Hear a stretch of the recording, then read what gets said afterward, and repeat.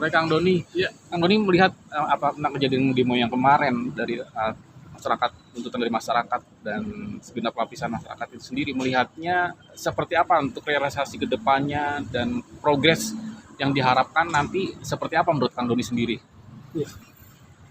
ini sangat mengejutkan. Demo kemarin sangat mengejutkan, mengagetkan, dan luar biasa dampaknya, gitu ya. Jadi di luar dugaan saya, demo kemarin, padahal 24 itu masih tertib, begitu hari kedua mulai ricuh. Ya. Tapi kalau saya mengamati dari luar, saya kan nggak di lapangan, saya mengamati dari media sosial, ya, saya lihat itu kok banyak anak-anak di bawah umur. Justru yang hari kedua itu anak-anak di bawah umur banyak sekali. Gitu. Nah itu yang menyebabkan kita tanda tanya juga dan timbul itu kericuhan. Nah ini yang menjadi tanda tanya kita. Sebenarnya ini demo siapa? Targetnya apa? Ya. Dan mau kemana ini demonya arahnya? Karena memang biasanya kan kalau demo di awal itu pertama kali demo kan ada tujuannya nih. Ada kita demo ya, kita mau ngapain sekarang? Kita mau apa sekarang? Terus supaya nanti hasil akhirnya apa?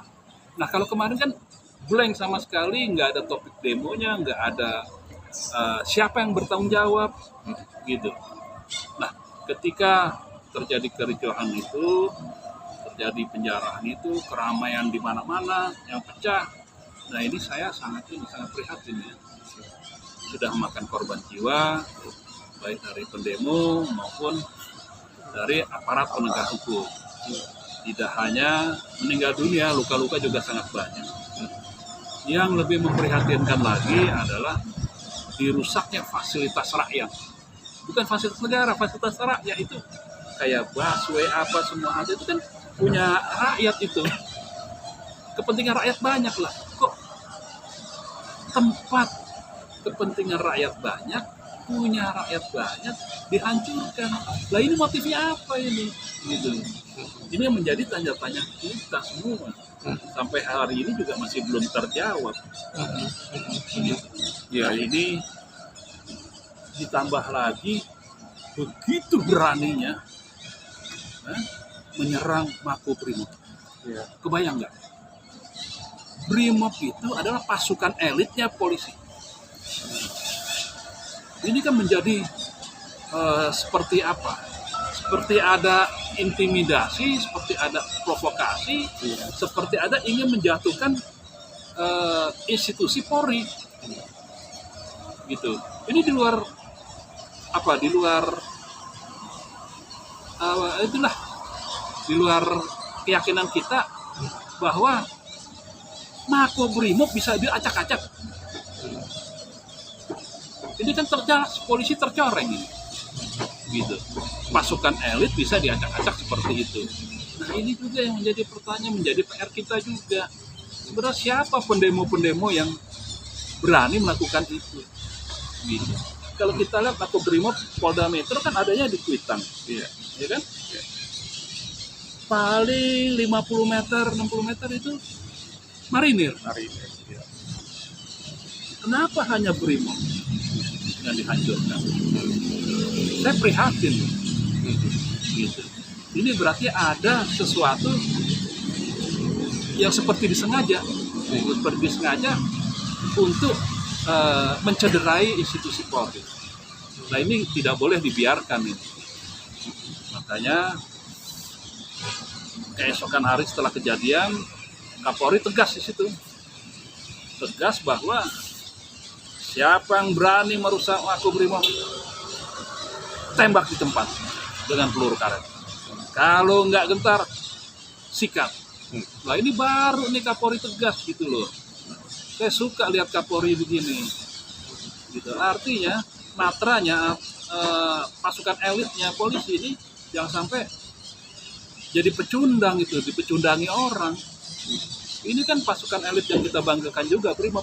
Biasanya satu brimob ketemu 10 orang aja, 10 orang bisa kabur.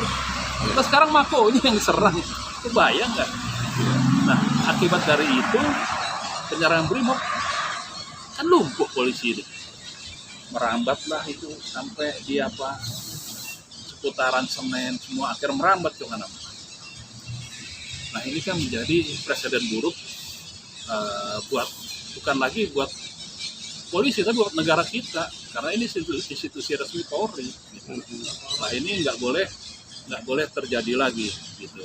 Nah, saya coba begini, tidak hanya Kapolri untuk menindak tegas seperti itu ya barang siapa yang mau brimob sikat, nggak hanya itu, tapi coba cari siapa dalangnya, siapa pelakunya, siapa yang menyuruh lakukan dan motifnya apa untuk menyerang Makobrimob.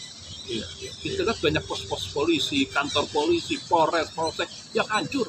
Ini kayaknya perbuatannya masif gitu. Jadi kayak sudah direncanakan bukannya itu. Nah, ini yang nggak boleh terjadi lagi di kemudian hari. Mudah-mudahan setelah bertemu semuanya pihak TNI, Polri dengan Presiden, mudah-mudahan mendapatkan arahan dari Pak Presiden agar menyikapi masalah tersebut dan mengusut tuntas kejadian siapa di balik kerusuhan tersebut. Bang, berarti ada melihat kejadian yang kemarin terjadi, apakah ada indikasi ingin menjatuhkan pemerintahan yang berkuasa saat ini? Kalau dilihat dari demo kemarin dan kerusuhan yang terjadi dan segala macam, apakah ada indikasi untuk menjatuhkan pemerintahan saat Kalau ini? saya melihat itu, sepertinya ada. Ya, kalau saya tapi secara pribadi, saya duga ada percobaan ke sana. Kenapa? Karena saya mendengar mau ada dekret militer. Ya, dekret militer, tapi Presiden menolak karena Presiden berkonsultasi ke semua pihak yang berkompeten, termasuk ke DPR, dilarang untuk melakukan dekret militer. Nah, artinya kalau ada dekret militer kan berarti tidak ada kenyamanan di negara kita. Ada sesuatu yang salah, dianggapnya Presiden nggak bisa kerja. Nah, ini kan membahayakan negara kita. Tapi putusan sudah benar Presiden. Saya sepakat Presiden sekarang sudah mulai tegas, sudah mulai berani mengambil keputusan tegas demi bangsa dan negara untuk kepentingan rakyat. Oke Bang, ini kan Presiden mulai merasafel kabinetnya, mulai dari orang-orang yang mungkin dikatakan tadinya kurang berbobot diganti saat ini. Abang melihatnya seperti apa Bang? Ya, jadi reshuffle kan bukan hanya baru setelah kejadian ini, bukan. Saya mendengar reshuffle itu sekitar awal Agustus. Sudah mau ada reshuffle, tetapi pelaksanaannya setelah 17 Agustus. Mereka Presiden, pemerintah nggak tahu kalau ada kejadian. Tapi rencananya memang setelah 17 Agustus, perayaan 17 Agustus, baru akan melakukan reshuffle. Nah, ditambah ada kejadian-kejadian seperti ini, akhirnya Presiden langsung menegaskan untuk mereshuffle secepatnya lah. Bergantilah orang-orang yang telah diganti, 3 menteri sudah dicopot, tinggal menunggu 2 lagi, dan mungkin ada babak-babak berikutnya. Saya harapan, saya dari manapun ya, pembantu Presiden dari pihak manapun, maupun dari kabinet lama, kabinet baru, kalau nggak bisa kerjasama dengan Presiden, Presiden harus tegas, berhentikan, ganti, reshuffle itu. Supaya pemerintahan bisa berjalan dengan mulus, gitu, seirama mengikuti kebijakan dan arahan Presiden Prabowo. Menurut Abang langkah yang diambil Pak Prabowo cukup tegas ini adalah langkah yang tepat kan? Sangat tepat, karena di momen genting ini Presiden langsung menegaskan untuk mereshuffle. Mudah-mudahan kita juga masih penasaran nih, siapa sih Menko Polkamnya pengganti Budi Gunawan nih?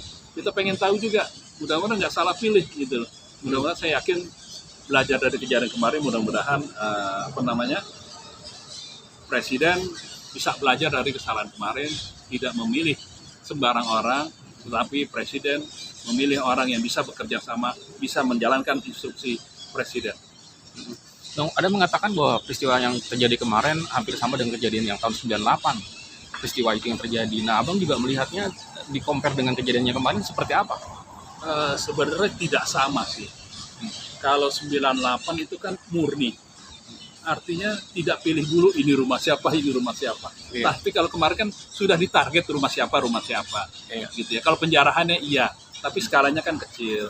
Ini juga saya sampai hari ini juga nggak habis pikir, kenapa kok bisa disuruh menjarah rumah cuma 1, 2, 3, 4 orang itu aja, gitu loh. Nah, sementara kalau 98 itu kan Semuanya. secara keseluruhan, termasuk tanpa kecuali keturunan etnis non pribumi, etnis Tionghoa, nggak ada peduli. Tetapi waktu 98 kemarin juga, ya saya bersyukur saya dapat membantu kawan-kawan saya yang Tionghoa bisa lepas dari penjarahan itu. Nah, kali ini memang nggak ada ampun, tapi cuma beberapa titik saja. Nah, artinya apa? Artinya ini kan ada yang menyuruh lakukan. Iya. Ada yang memerintahkan untuk melakukan penjarahan. Kenapa? Karena cuma satu titik doang. Oh, rumah Sahroni, oh rumah Sri Mulyani, oh rumah Eko Patrio, rumah Uya Kuya. Iya.